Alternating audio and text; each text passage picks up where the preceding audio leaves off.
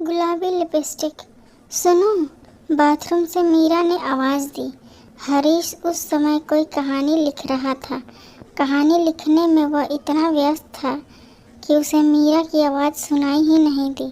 कभी कभी एक बार में भी सुन लिया करो ना जाने कौन सी दुनिया में रहते हो। इस बार मीरा ने तेज स्वर में तनिक आवेश में आकर कहा। पत्नी की तेज आवाज़ को पति गहरी नींद में भी सुन लेता है। एक यही तो आवाज़ है जो उसका हरदम पीछा करती है। जैसे ही हरीश ने मीरा की तीखी आवाज़ सुनी, उसके पैरों तले ज़मीन खिसक गई। प्रत्येक पति की हालत ऐसी ही होती है जब श्रीमती जी की तीखी आवाज़ सुनने को मिलती है। जिस प्रकार तीखे मसाले वाले सब्ज़ी खाने पर एक बार धांस जरूर लगती है, उसी तरह बीवी की तीखी आवाज़ सुनने पर पतिदेव को भी दस्त जरूर लग जाते हैं। हरीश तनिक घबराया, थोड़ा चकराया और फिर दौड़ा दौड़ा बाथरूम की ओर गया। क्या आज्ञा है देवी जी? विलंब से रिएक्शन देने पर ऐसी ही वाणी बोलनी पड़ती है। खिसियानी बिल्ली की तरह मिमियाना पड़ता है, तभी बचाव होने की गुंजाइश रहती है। हरीश की मिमियाती आवाज़ सुनकर मीरा बड़ी प्रसन्न हुई। पत्नी दो ही बार प्रसन्न होती है। एक बार जब पति रात्रिकालीन कार्यक्रम हेतु मिन्नतें करते हुए उसके समक्ष दंडवत प्रणाम करता है, और दूसरी बार जब वह मिमियाता हुआ भीगी बिल्ली बनकर कू कू करता है। मीरा ने रौबदार आवाज़ में कहा, कब से बुला रही हूँ तुम्हें, तुम हो कहाँ? किसी नकचढ़ी से फ़ोन पर लारा लप्पा तो नहीं कर रहे थे ना? राम राम, ये क्या बक रही हो तुम? इतनी हिम्मत है क्या हम में? हम तो आवाज़ की कहानी गुलाबी लिपस्टिक पर कोई कहानी लिख रहे थे। बोलो क्या बात है? जैसे तैसे हरीश ने कहा। वो मैंने अपने कपड़े भूल आई हूँ, प्लीज़ दे दो ना, वार्डरोब में रखे हैं। घबराई हुई मीरा बोली। हरीश अपने काम पर लग गया। उसने वार्डरोब खोलकर देखा, आगे देखा, पीछे देखा, ऊपर देखा, नीचे देखा, कपड़े निकाल कर देखा, सब कुछ देखा, मगर जो कपड़े चाहिए थे वे उसे नहीं दिखे। वैसे मर्दों की फितरत भी यही है कि जब वे अपने कपड़े नहीं ढूंढ सकते तो बीवी के कैसे ढूंढ सकते हैं।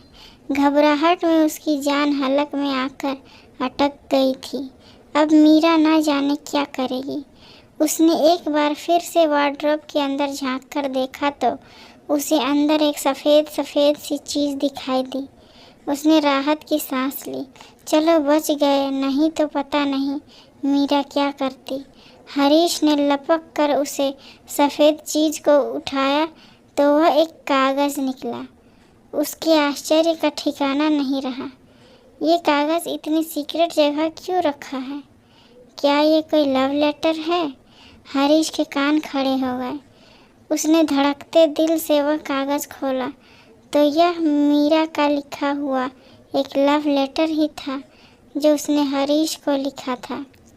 उस पर लिखी तारीख देखी तो उसे याद आया कि उस समय तो वह ट्रेनिंग के लिए मसूरी गया हुआ था।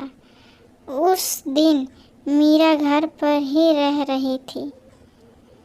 तब मोबाइल फ़ोन भी नहीं थे, पत्र ही एकमात्र जरिया था संप्रेषण का। उसने पत्र के नीचे देखा तो उसे मीरा के गुलाबी होठ छपे हुए थे। उसे सारी घटना याद आ गई। ट्रेनिंग में आए हुए उसे बहुत दिन हो गए थे। मीरा की याद सताने लगी थी। फ़ोन थे नहीं तो बात कैसे होती? उसे देखे हुए छुए हुए भी एक अरसा हो गया था।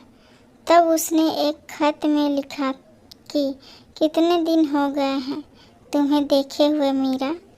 तुम्हारे रेशमी बालों की छाँव में सोए हुए एक अरसा हो गया है जान। तुम्हारे नरमो नाजुक लबों को चूमे हुए भी बहुत दिन हो चुके हैं। उन्हें फिर से चूमने को दिल कर रहा है। पर ऐसा कैसे हो सकता है?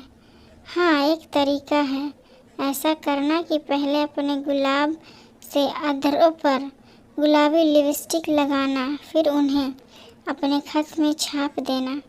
मैं उन्हें छूकर ही तुम्हें महसूस कर लूँगा। मीरा ने उसकी तड़प को समझकर ऐसा ही किया।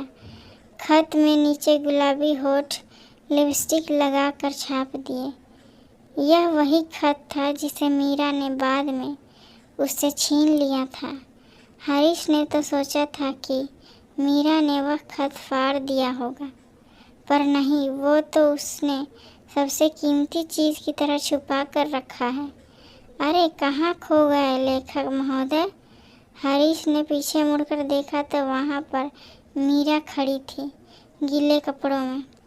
हाय, सचमुच रंभा लग रही हो, कहकर हरीश ने उसे खरगोश की तरह वहीं दबोच लिया। मीरा छोड़ो छोड़ो करती रह गई। कोई शिकार किसी कुशल शिकारी से छूट पाया है क्या कभी? मीरा शायद यह भूल गई थी। अगर ये छोटी सी कहानी पसंद आए तो लाइक, कमेंट और शेयर करें। चैनल पर नए हैं तो सब्सक्राइब करें। इस छोटी सी कहानी को सुनने के लिए आप सबों का बहुत बहुत शुक्रिया।